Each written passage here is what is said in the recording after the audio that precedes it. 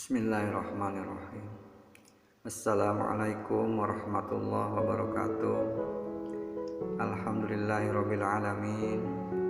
Wassalatu wassalamu ala asyrofil anbiya'i wal mursalin wa ala alihi wa ashabihi ajma'in. Amma ba'd. Segala puji bagi Allah, Sang Penguasa alam semesta. Semoga sholawat serta keselamatan tercurahkan selalu kepada Rasul termulia beserta keluarga dan sahabat-sahabat semuanya. Amin. Para sahabat YouTube yang dirahmati Allah, senang kita bisa berjumpa lagi dalam video ini. Semoga sahabat-sahabat semua dalam keadaan sehat dan tidak kurang suatu apapun. Para sahabat YouTube yang dirahmati Allah, dalam video ini saya ingin membagikan suatu kisah yang dalam mana kisah ini bisa dijadikan suri tauladan untuk kita semua. Kisah ini tentang kisah seorang sahabat Rasulullah yang bernama Zulaibib. Zulaibib adalah salah seorang sahabat Rasulullah yang tidak begitu dikenal karena mungkin penampilannya yang sangar, hitam dan pendek, dan dia juga seorang yang tidak berharta, dan dia juga orang yang mungkin kurang bergaul, jadi hampir kurang dikenal. Namun Zulaibib ini adalah salah seorang sahabat Nabi yang begitu dirindukan oleh para bidadari, hingga wafatnya pun menjadi rebutan para bidadari. Zulaibib adalah nama sebutan karena ciri fisiknya kerdil dan pendek. Nama itu bukan nama dia sebenarnya, dan bukan juga nama yang dia kehendaki, dan bukan pula kehendak orang tuanya. Zulaibib tidak mengetahui siapa ayah dan ibunya, dan orang-orang yang di sekitar situ pun tidak ada yang tahu bahwa Zulaibib itu putra dari siapa. Dan bagi masyarakat Yasrib atau Madinah, tidak bernasab dan tidak bersuku merupakan aib yang besar. Wajar kalau Zulaibib dikucilkan karena tidak ada asal-usulnya, tidak berkaum, tidak bernasab. Jadi wajar bila kurang dalam pergaulan. Dan tampilan dari fisik dan kesehariannya pun lusuh. Wajahnya sangar, pendek, dan pakaiannya lusuh. Jadi orang-orang di sekitar Madinah enggan untuk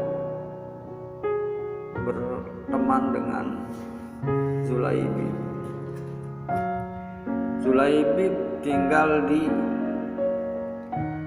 Masjid Nabawi. Dia menumpang di masjid untuk tidur dan istirahat. Zulaibib merupakan salah satu sahabat yang dicintai oleh Rasulullah. Walaupun dengan keadaan beliau semacam itu, tapi Rasulullah sangat menghargai.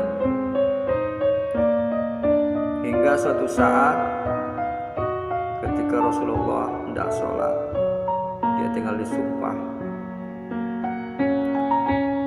Rasulullah menegur Zulaibib, "Zulaibib, tidakkah engkau menikah?"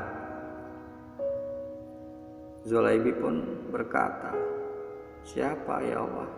Siapa orang yang mau menikahkan putrinya dengan nuriku ya Rasulullah?" Walaupun begitu, tapi Zulaibib tidak merasa menyesal atau menyalahkan takdir Allah. Beliau ridho dengan apa yang Allah berikan. Beliau ikhlas dengan apa yang ia terima hari itu. Pada hari kedua, ketika bertemu dengan Zulaibib, Rasulullah pun menanyakan hal yang sama. Tidakkah engkau menikah, Zulaibib? Dan Zulaibib pun menjawab dengan jawaban yang sama. Begitu terus sampai 3 kali berturut-turut. Hingga akhirnya di hari ketiga Rasulullah mengajak Zulaibib untuk bertemu dengan seorang pemimpin Ansor. Seorang pemimpin yang dihormati, seorang pemimpin yang sangat disegani di kalangan Ansor. Dia mempunyai seorang gadis yang cantik, yang kala itu terkenal kecantikannya di daerah Madinah.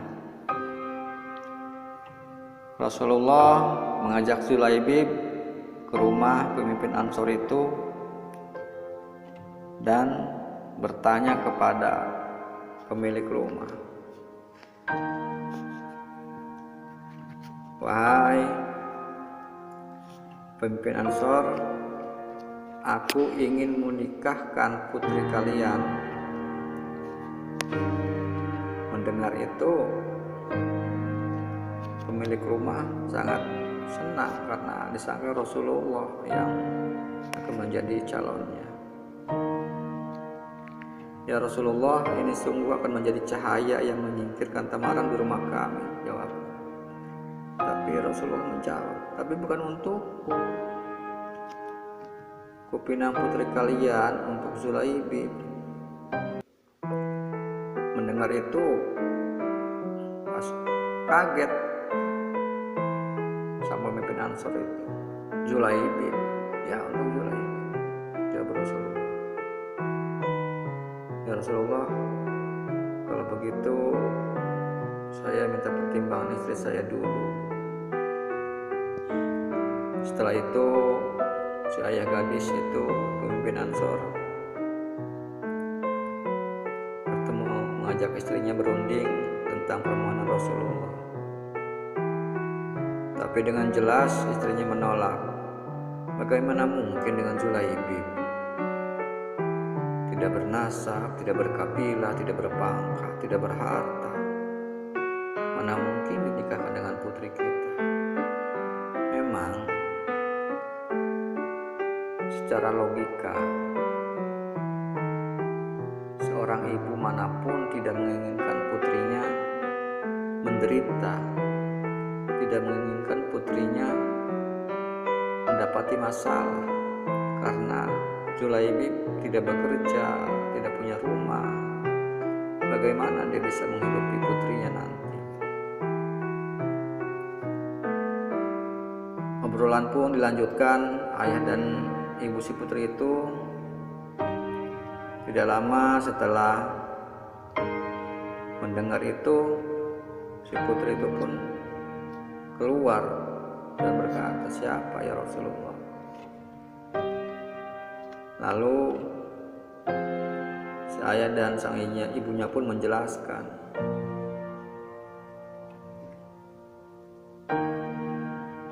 Si putri pun berkata, "Apakah kalian hendak menolak permintaan Rasulullah? Demi Allah kirim aku padanya, dan demi Allah karena Rasulullah yang meminta, maka tiada akan membawa kehancuran dan kerugian bagiku.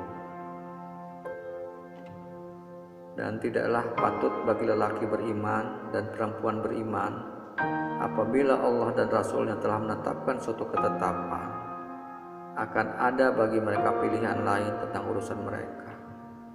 Dan barang siapa mendurhakai Allah dan Rasulnya, maka sungguhlah dia telah sesat dengan sesat yang nyata." Al-Ahzab. Rasulullah yang mendengar itu langsung tertunduk dan berdoa, "Ya Allah, limpahkanlah kebaikan atasnya dengan kelimpahan yang penuh berkah, jangan kau jadikan hidupnya payah dan bermasalah. Maka benarlah doa Nabi. Tak lama kemudian Allah karuniakan jalan keluar baginya. Kebersamaan di dunia ternyata tidak ditakdirkan terlalu lama. Meski di dunia sang istri soleh dan bertakwa, tapi bidadari telah terlampau untuk merindukannya di surga. Zulaibib lebih pantas menghuni surga daripada dunia yang tidak bersahabat padanya. Saat syahid di medan perang, Rasulullah begitu kehilangan pada akhir pertempuran. Rasulullah berkata pada sahabat-sahabatnya, "Apakah kalian kehilangan seseorang?" Sahabat menjawab, "Tidak ya Rasulullah." Yang kedua kali Rasulullah berkata, Apakah kalian kehilangan seseorang? Mereka menjawab, "Tidak ya Rasulullah." Rasulullah menghela nafas. "Tapi aku kehilangan Zulaibib," ujar Rasulullah. Mendengar itu para sahabat tersadar dan langsung mencari Zulaibib.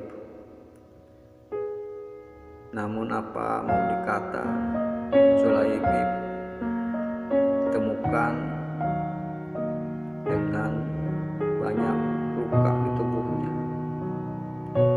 Dia wafat dalam keadaan jihad. Rasulullah sendiri yang mengkafani Zulaibib dan mensalatkannya. Dan Rasulullah berkata, "Ya Allah, dia adalah bagian dari diriku dan aku adalah bagian dari dirinya." Demikian kisah Zulaibib yang akhir hayatnya berakhir syahid ketika membantu Rasulullah dan para sahabat. Dia lebih baik memilih jihad dan mati di medan perang daripada memilih istrinya yang kaya dan cantik. Memang rupa, jabatan, dan harta Zulaibib tidak punya, tapi hati Zulaibib sangatlah mulia. Zulaibib wafat dengan husnul khotimah, sehingga ia menjadi rebutan para bidadari surga. Para sahabat yang dirahmati Allah, mungkin kita bisa simpulkan di sini bagaimana Zulaibib lebih mendahulukan Allah dan Rasulullah daripada mendahulukan kenikmatan dunia yang telah ia miliki. Dan mudah-mudahan cerita ini bisa diambil hikmahnya dan bermanfaat bagi kita semua. Itu dulu dari saya. Insya Allah kita berjumpa lagi dalam video berikutnya dalam kisah dan bahasan yang berbeda. Bila ada kesalahan mohon dimaafkan. Akhir kalam, Assalamualaikum warahmatullahi wabarakatuh.